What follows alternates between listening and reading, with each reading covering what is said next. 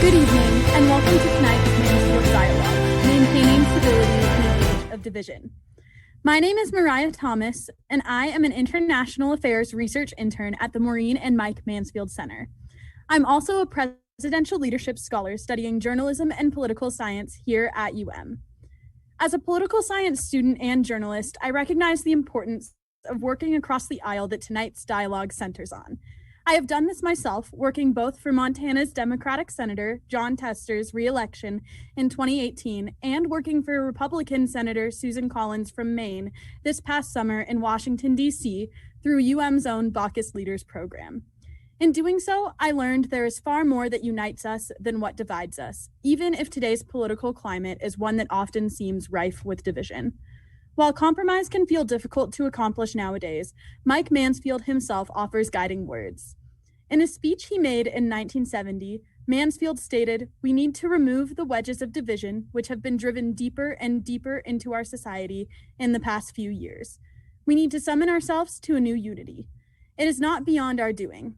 It can be achieved if we will listen to one another's viewpoint, if we will act toward one another, regardless of our differences, with a degree of decency, understanding, and restraint."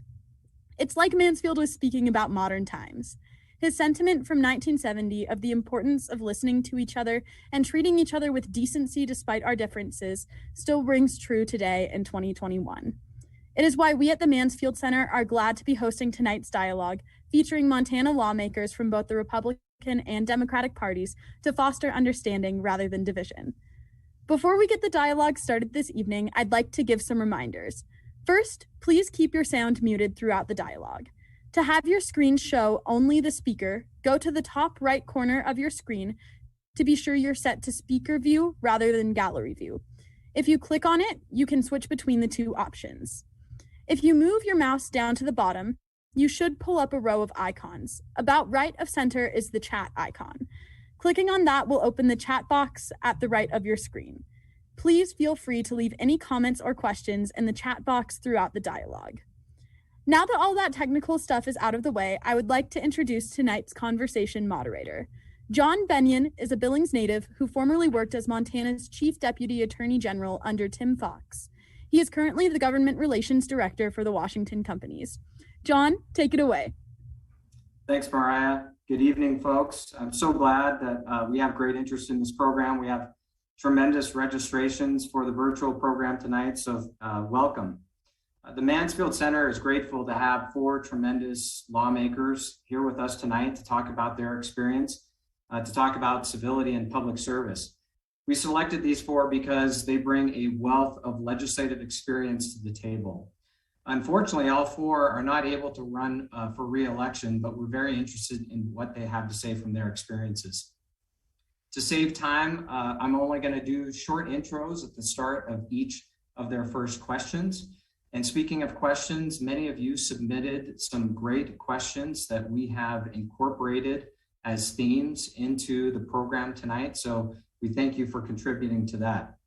I've asked our panelists to keep their answers to no more than 1 to 2 minutes, which is well beyond the Mike Mansfield short responses of yep and nope, but we're interested in what they have to say. So let's get things kicked off.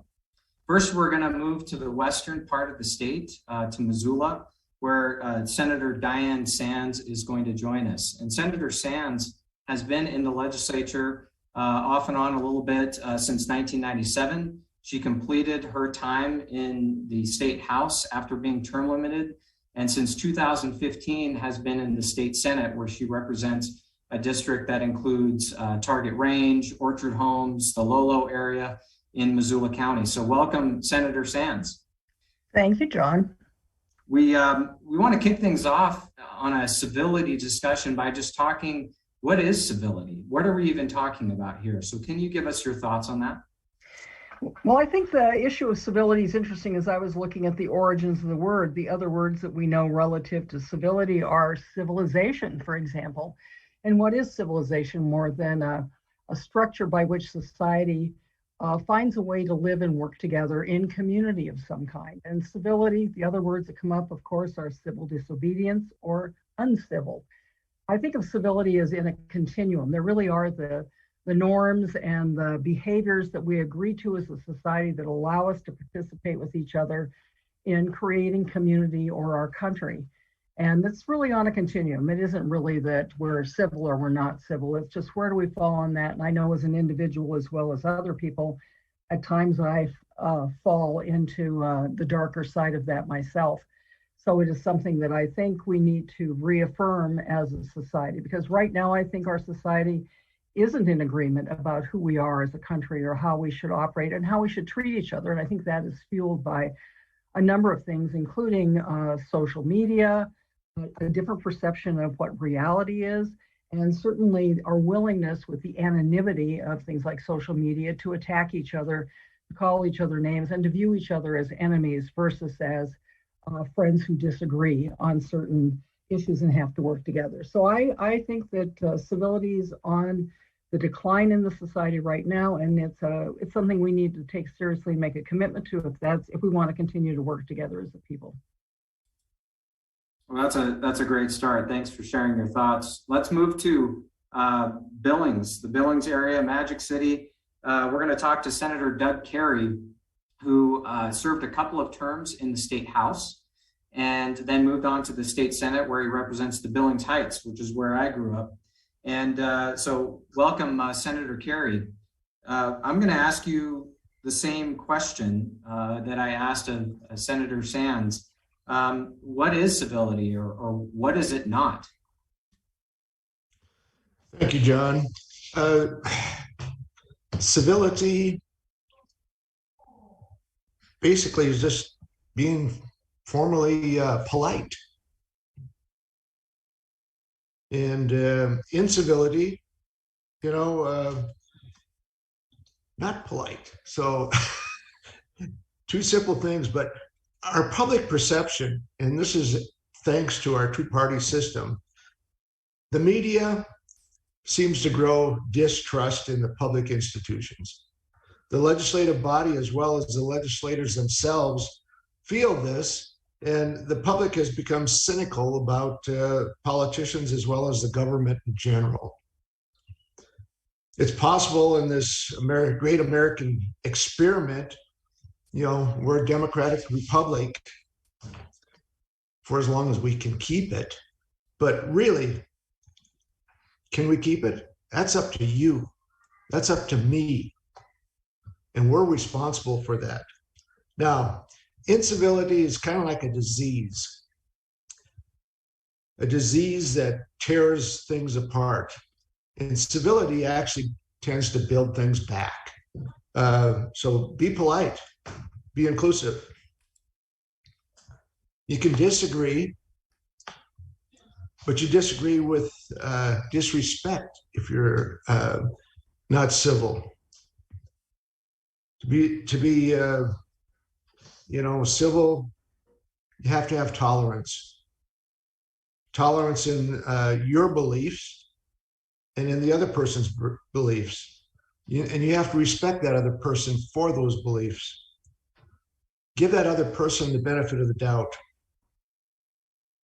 We all have freedom of speech. Stay cool, though, and be rational.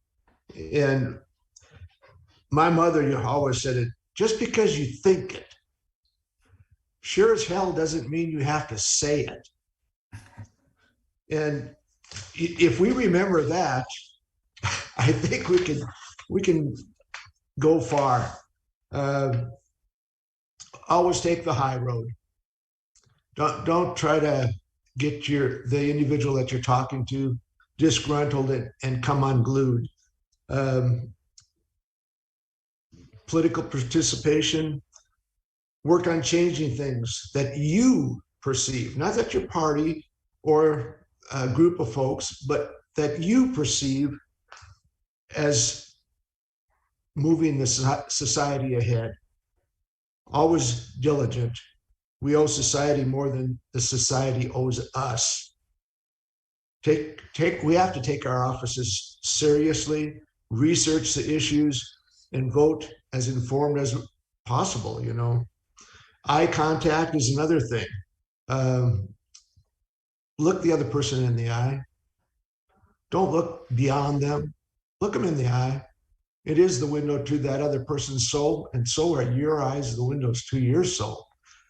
You can tell a lot just by glancing into those eyes.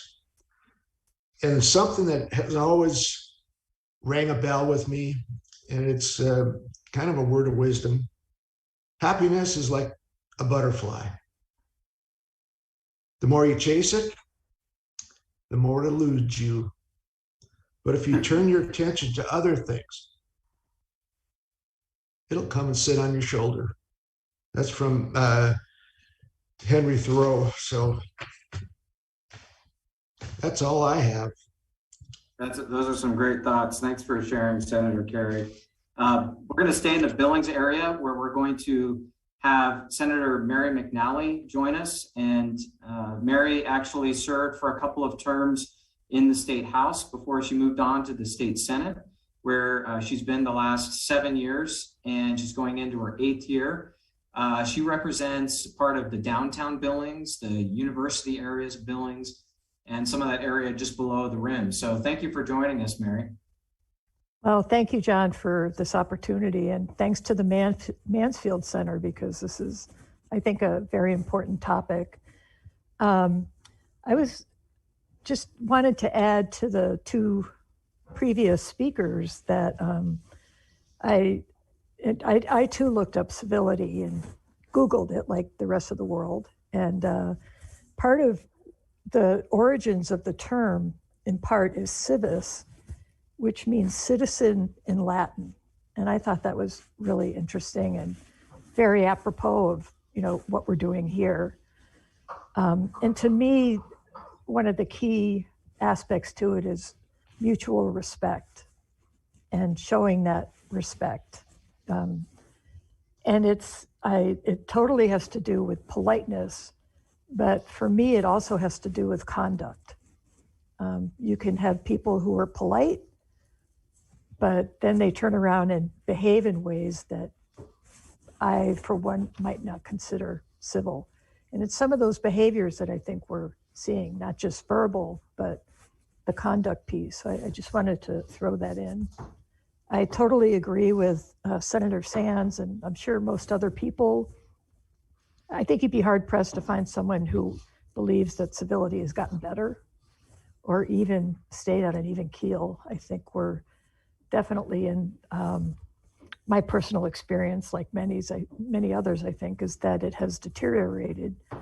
I don't think we're in a unique time that way. I came of age in the 60s, and that was not a particularly civil time. And so I think there's, it can somewhat ebb and flow. But these days, it definitely, for me, it's been sobering, sort of how this is evolving.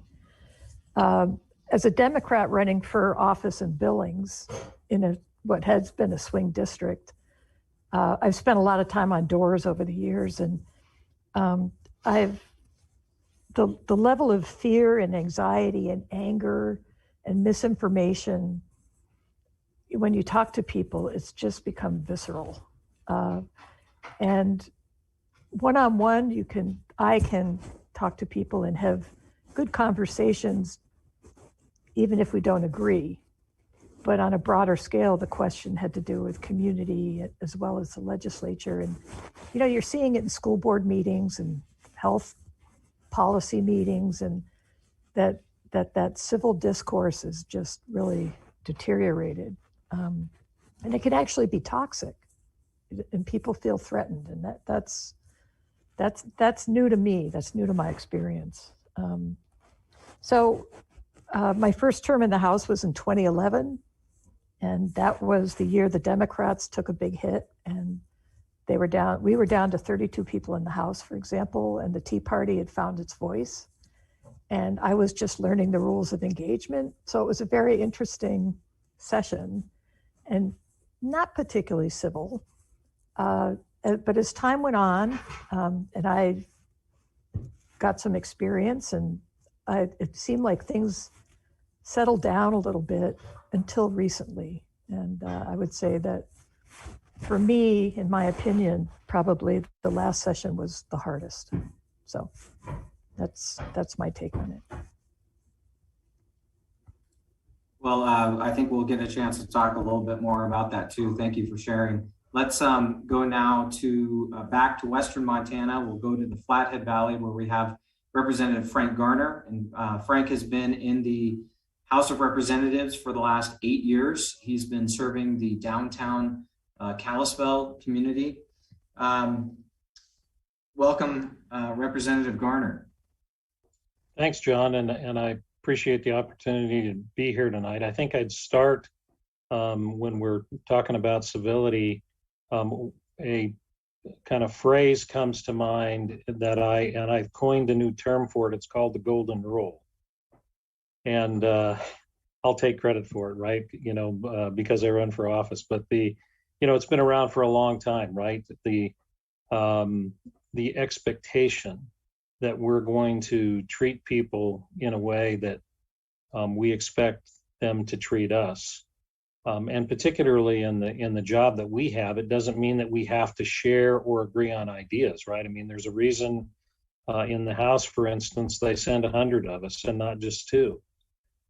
We're diverse, we have different ideas. I think that's where our strength comes from. I don't think that's a weakness, but certainly in my lifetime, I would say, it seems like I see more division, more rancor, more kind of public discourse that I wouldn't have seen before, right? Kind of stuff that my mom wouldn't have put up with in the back seat of the car as we were driving down the road.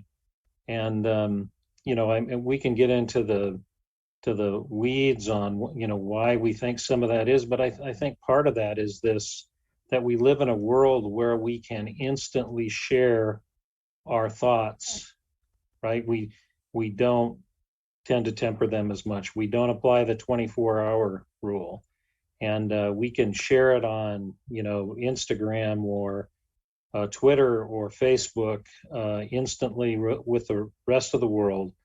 And like toothpaste out of a tube, it's tough to reel that back in. So regardless of the causes, it seems to me we have some work cut out for us in terms of trying to provide for a set of expectations that says we can disagree and still be civil and follow that golden rule. Those are some great thoughts. I appreciate you sharing them. So let me jump back to Senator Kerry, and I'll give you a chance to turn on your, there you go. In this whole discussion about like during your time in the legislature, have you seen things get worse? Or do we kind of romanticize the good old days in some ways? And in some ways, we've always had bumps, and this is no different. Or have you seen things get worse during your time, both in the legislature and also in the community? Okay, unmute. So you want to look at me, but you don't want to hear me, or I don't want you to look at me, but hear me. Okay, got it. During my time, I think I've seen some of the best and some of the worst. Probably the worst was when they had to lock down the Senate chambers. I think that was in 2013. Definitely the worst. The best, when we have a crisis and everybody comes together. And that happens a little bit every session, whether it be a loss of a senator or representative's family member, somebody in staff, an accident. We come together on that. It's horrid what the news does to us while we're in session, but that's politics, I guess. They make us out to look terrible. This does not look grand, but I found a wife. But seriously, we need to stand up.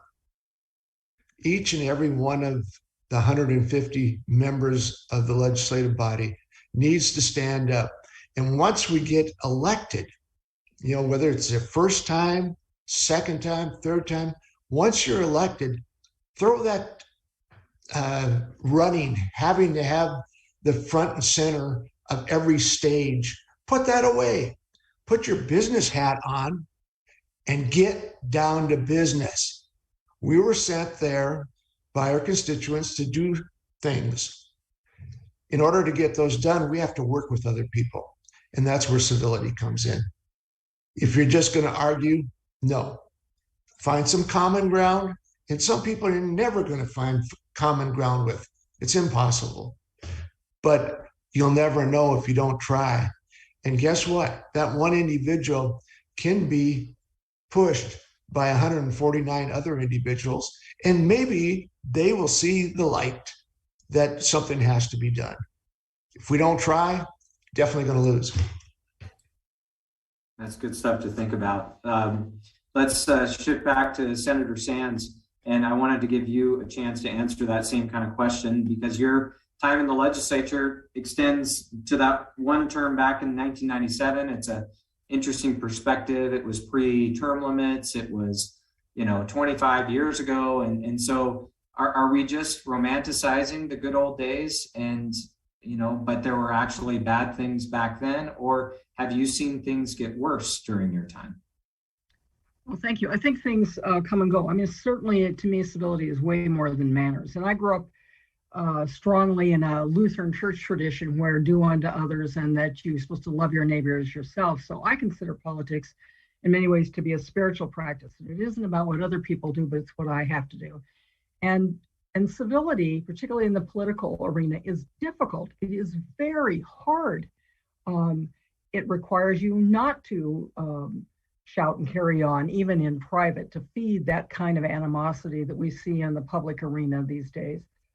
I think term limits was had an impact on this issue, because over the years, what that has meant is that there are fewer relationships. I think most people would agree the Senate works better than the House. Sorry, House members. Partly because most of us have worked together in many cases for decades.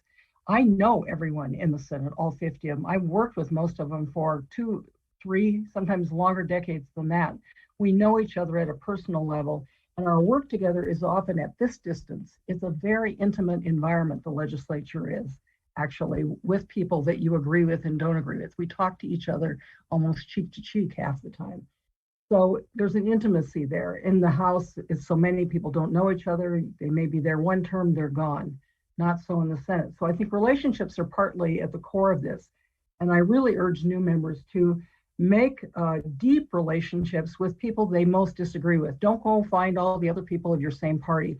Find people of the other party in committees that you work in where you have common areas of interest, and get to know each other at a deep level. Listen to each other deeply. You don't have to pick a fight with them, but come to understand them at a deep human level, because the danger is when we don't do that, we then start categorizing each other as just being wrong, or they're not worth listening to. And that sort of dehumanization is what justifies violence. I lived through the 60s in that as well. We had a civil war in this country because we couldn't reach those kinds of agreements.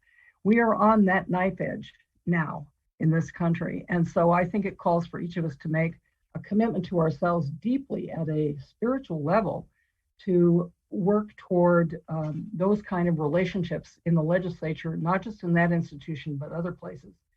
And institutions like the legislature and the judiciary courts have formal processes to ensure that at least the surface level, that kind of decorum and civility is maintained. We refer to each other formally. And the more conflict there is in disagreement, the more we become formal. I am Senator Sands to my best friend there when we're having these debates. We can censor each other for that. You will be called onto the carpet by your leadership if you do not behave in an appropriate manner. Not just the people of the other party, but your own party. That's not an appropriate way to act. So there are all kinds of rules and decorum issues in the legislature that allow us to work together when we most disagree. And that's why we're there, is to step into that, is not to step away from it. And then to learn to use those tools so that you can engage deeply with other human beings to work through these critical issues. That'd be my 2 cents. There's a lot of good stuff there. I like how you described it as a spiritual practice. That was something that we could explore in a whole nother webinar. But so let's go back to Representative Garner for a second. One question I saw from the audience as we were developing the questions and this whole panel was about whether any panelists had felt like they had moments where they fell short of their own civility expectations. And you humbly offered to answer that question. I thought that was made you a pretty stand-up guy, but could you give us a firsthand example of when you kind of didn't feel like you really met your own civility standards and maybe what you learned from that? Yeah, just one. Yeah. Just for tonight. Just for tonight. Well, I would say that, I wish I could tell you that I've hit the mark every time, but the answer is I haven't, right? And when you look at our environment, right, where it's very fast paced, you're going to have over 1,000 bills every session in 90 days. You're going to be working with many people that you haven't met before. About 30% of the House members, for instance, are new, walking in the door. And many of those issues have to be transmitted to the other House in 45 days. And we're dealing with some of the most important issues that people face in their lives that we have in this state. So the stakes are significant. And sometimes that can translate into behavior that you wish you could change later. I know it has for me, right? I've had some of those tough discussions with people over very difficult issues that I wish the next day that I could have changed. And so I think part of what we have to do when it comes to try to when we're trying to make sure that civility is a practice that we follow, that it's a foundation, as much a foundation of that building as the Constitution or the other practices we have, is I think the first is you've got to recognize when you're the problem. And I think you have to have a process to check yourself, right? Small group of people around you that can kind of help provide feedback, whose opinions you value, and who aren't afraid to hold you accountable in the same way that you are willing to hold them accountable when you don't hit the mark.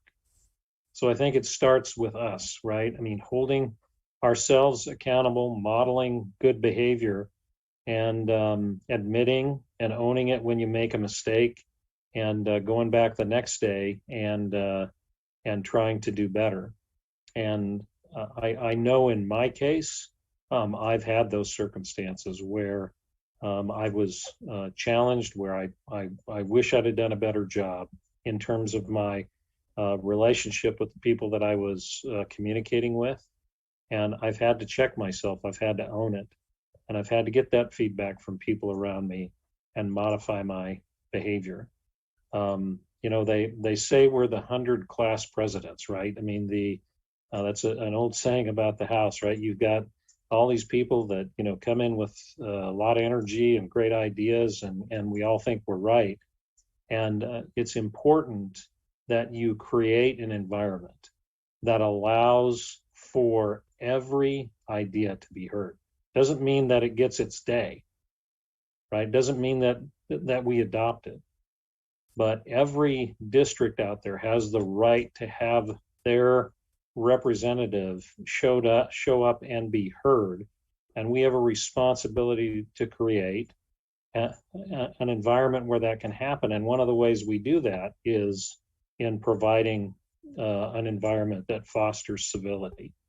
The ability to listen to people for the purpose of understanding, not just so that we know they've been heard. Listen for the purpose of understanding what they're trying to communicate to us. So it starts with us. Great. Thank you for sharing that. So Senator McNally, I think people need to hear a little bit of hope that, despite the fact that everyone seems to think and feel just and sense that things have been getting worse and that there's a lot of cause for concern. But during your time there, I have to imagine that there have been examples where you saw things come together because of civility, an issue or two. And I don't know if you want to spend a minute or two talking about that. Yeah, thanks, John. I'd be happy to, because my experience has mostly been very positive, and I've always been in the minority since, I've been in the legislature. So I've had through many sessions, I've had some very positive experiences and have gotten some bills passed myself, but have also seen the different parties and individuals work together to do some very serious work. Probably my two main examples, one would be the water compact, up in the Flathead, and that took years of negotiating, and it's controversial. And I was on Judiciary when that was coming through, and we had hearings on Saturday. People came all over to talk, and that took a real bipartisan push to make that happen. And it was not easy, but it did happen. And another main issue I think many people in Montana are very aware of is the Medicaid expansion. And again, that took a lot of work, a lot of talking, a lot of compromising. I don't think that bill was perfect in anybody's mind. Even people who supported it would not have found it perfect. But it did get done, and I think it's one of those things that had impact for a lot of Montanans and made a difference in a lot of lives. So, that I've seen a lot of good things happen, and small things too that still make a difference to people. So, I'm not totally pessimistic by any stretch. I just think the tone and the discourse, and particularly recently, I think has gotten a lot tougher. But I love the conversation here. I love the talk about, the fact that we are in intimate relationships, one-on-one with different people in the legislature, and that is how you get things done. And I love the comment about civility being a practice, because I agree that we all fall down sometimes. And you have to start off by, as Frank said, recognizing when you're the problem and trying to figure out how to make that right. I think that really resonates with me. Great. Thanks for sharing. Let's go back to Senator Kerry, and I want to pivot kind of the discussion, because we're a little bit more than halfway through, so where do we go from here? And I guess one of the main things that I wanted to start to talk to you all, since you're all term limited, not coming back, is if you could talk to your freshman self all the way back in 2011, what would you tell freshman Representative Doug Carey about civility, about strategies to find common ground? We had somebody in the questions ask about that. Like what kind of advice have you developed that you could give to people? It's quite thought-provoking, John. I don't know if I've ever talked to myself.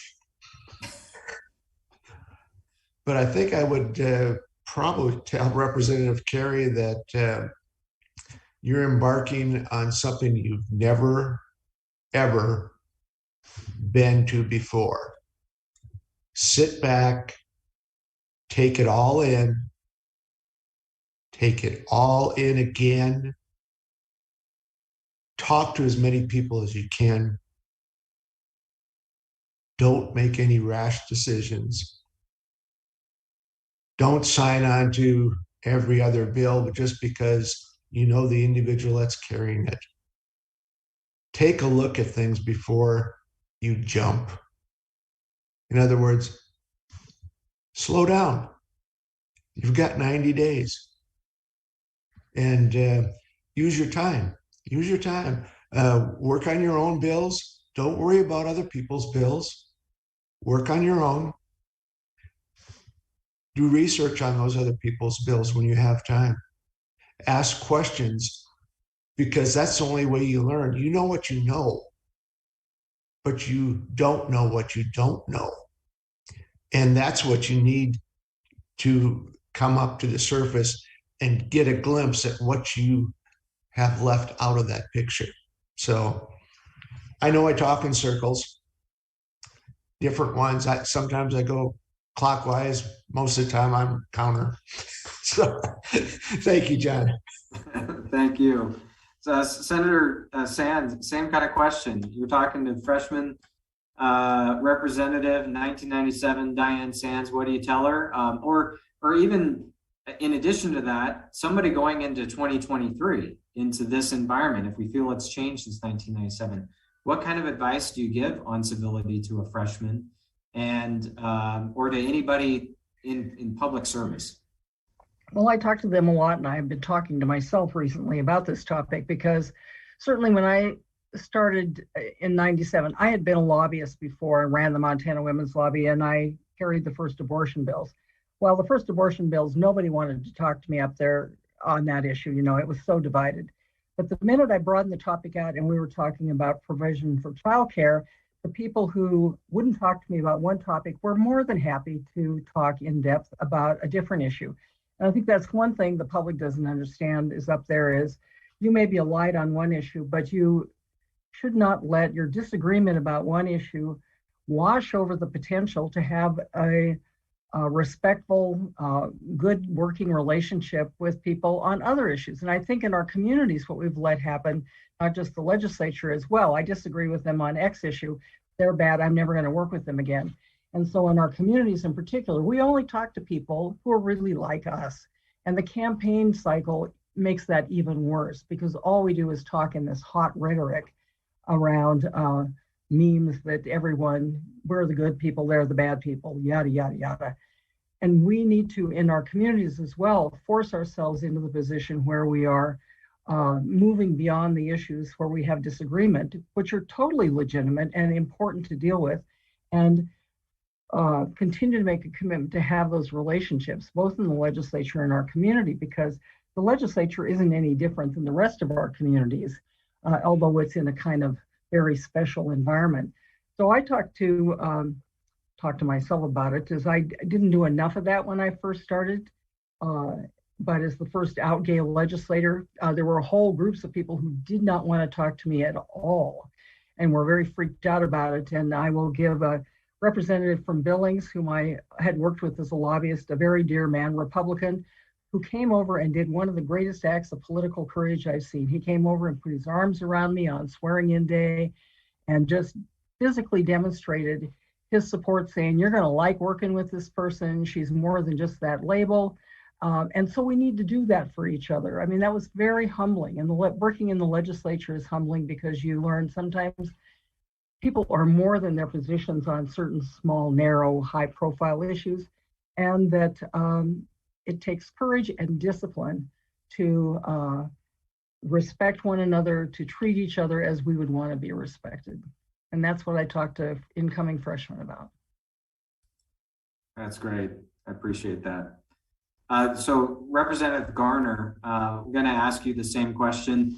What advice would you give to a freshman, Garner, or to somebody going into 2023, whether it's the legislature or city council or school board? Yeah, I think the first thing I'd do is say, put in writing what your expectations are for yourself and for the outcomes. What do you want it to look like at the end of the session, right? Write a note to yourself that says, I want to look back and here's what I want to to see in terms of what I accomplished and how I conducted myself at the end of the session. Do that at the beginning, have it in writing, and occasionally remind yourself of it, right? Read it, get back to it. Have kind of those standards walking in that that you expect. I think the second thing is get to know people.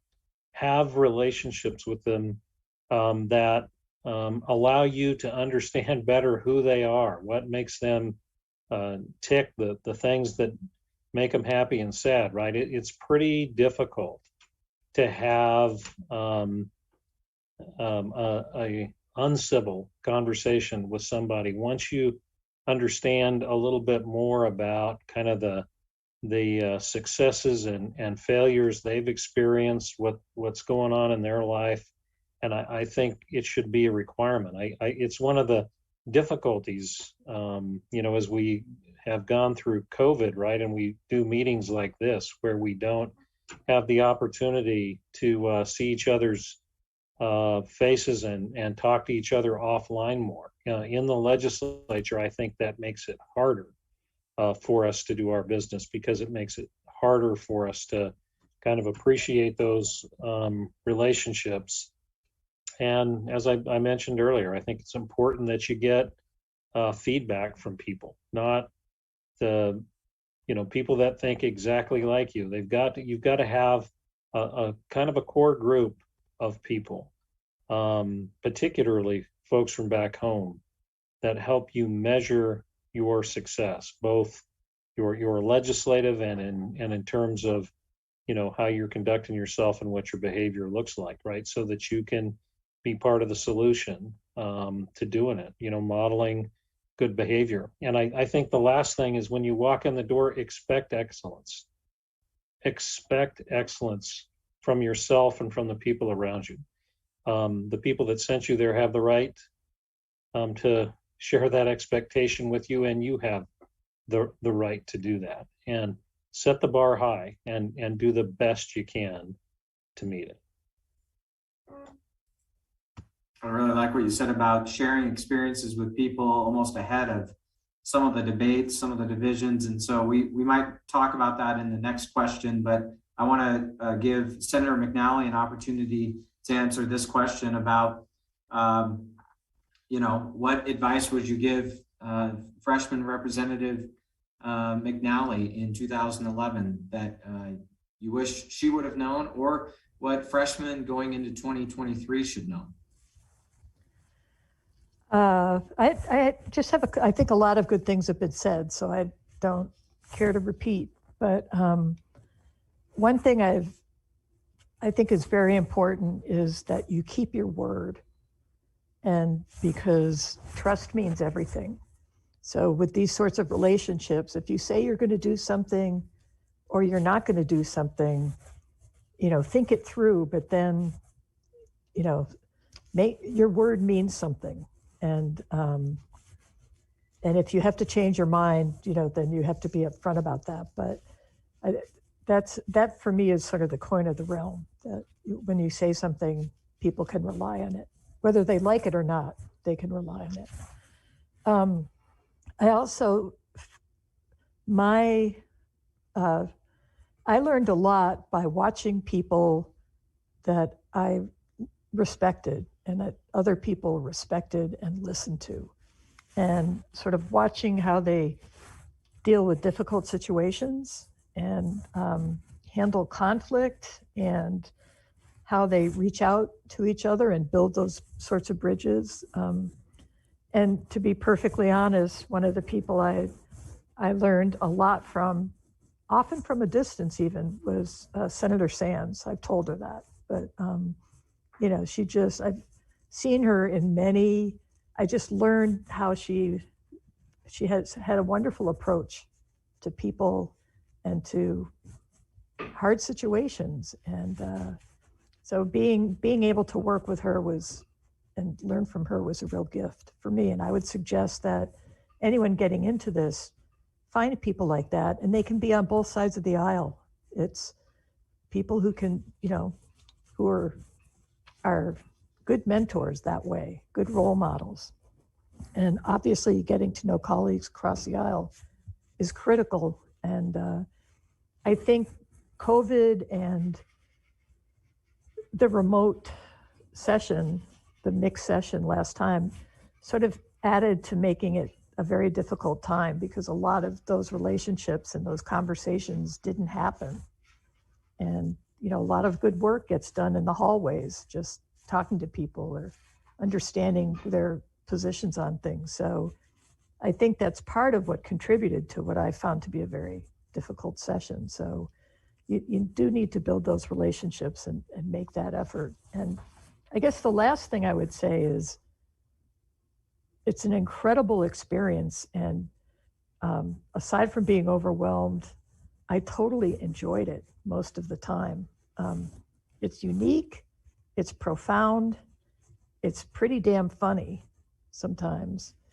And there are some incredible people that you end up being with, and it's pretty amazing. So don't lose sight of that. It's a life changer.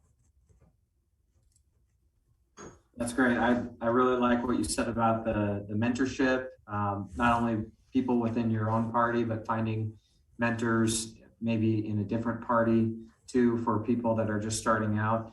We're going to switch to another question. I'm going to have you answer it first, just because, so you don't always have to say, well, everybody else got to say everything else. So you get to answer the question about, you know, also kind of where we go from here. Are there any procedural or structural changes in the process that could be made to facilitate civility? You know, we've heard about term limits. There's been a great debate about term limits.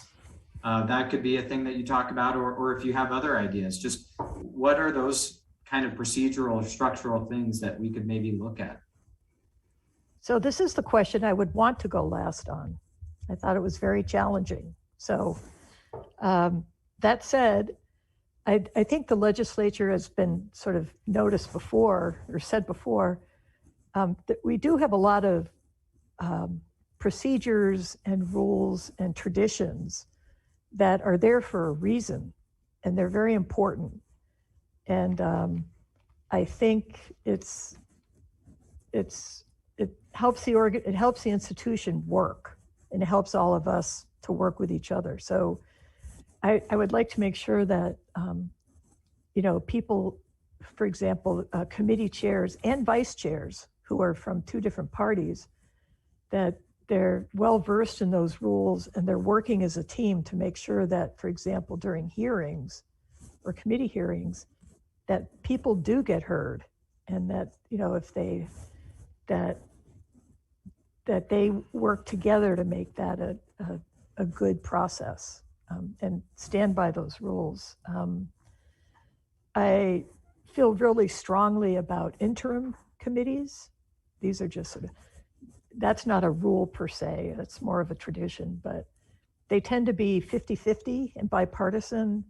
And in my experience, that has been the best experience in terms of learning and not arguing about an issue, but delving into it and having good conversations with colleagues and understanding the differences, trying to really study and work something out. And you need collaboration to come out with good outcomes. So there have been some moves lately to try to make that more reflect the committee structure during the session. And I think that would be a huge loss, my opinion.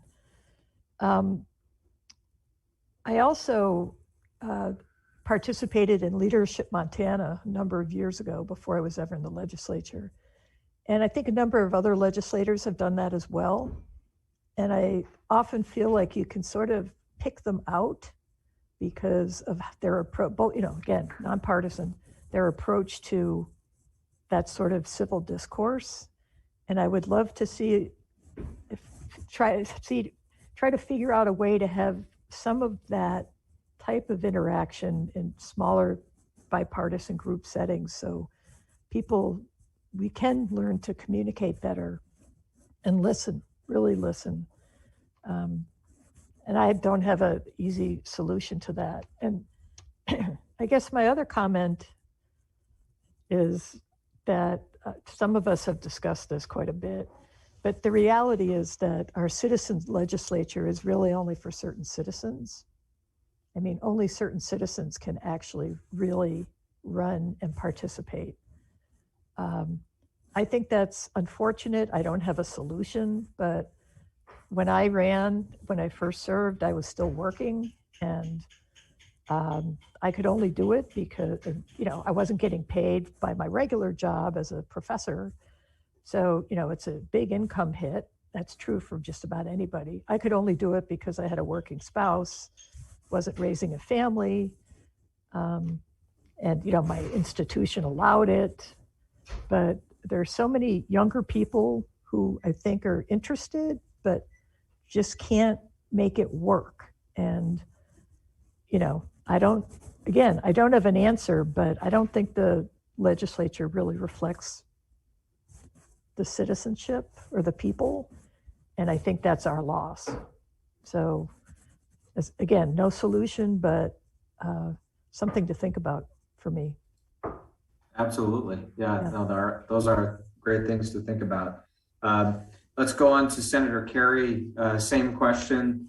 Have you thought of anything as a part of the process that could help facilitate more civil discussions, more civil debate, just more civility in public service in general? I have, John, and I think one of the most important things, we have all these rules. I mean, we've got rules to make rules. And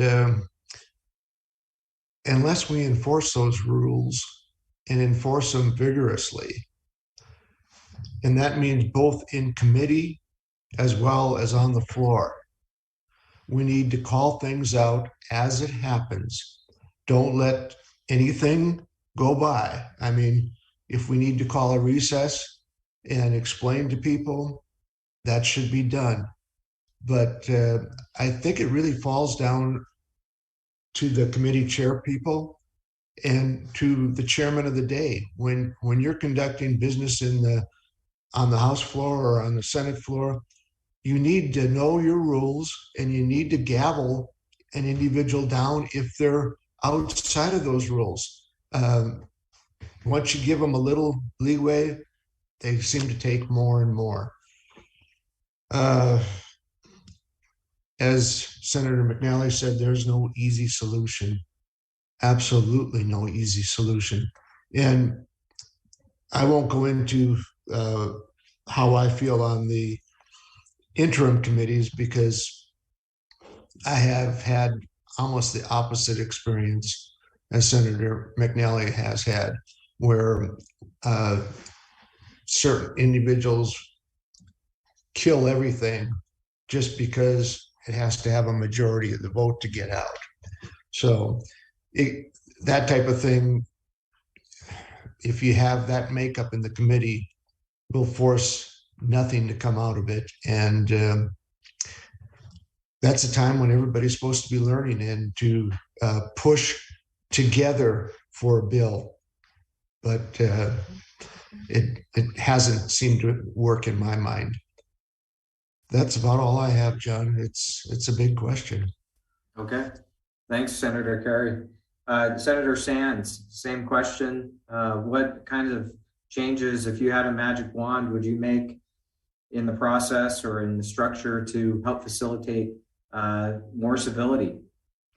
Well, people should know, I mean, our legislative council, which is our staff, very nonpartisan, think about and work on this issue a lot, as well as the leadership in both the House and Senate, who tend to be the more experienced people. And they spend a lot of time talking about this topic and how to provide better training for legislators on these kinds of issues because of the problems, particularly because of term limits, and that you have a lot of short timers, and that it's not like any other place in the world. It's just most people don't even operate by Robert's rules, much less Mason's rules, and there are reasons for all the things that we do. So we have really expanded our training that we do at the beginning of the session after the election with legislators in issues of decorum and the rule, and exercises in doing relationship building, where we force people to be with people who were not like them.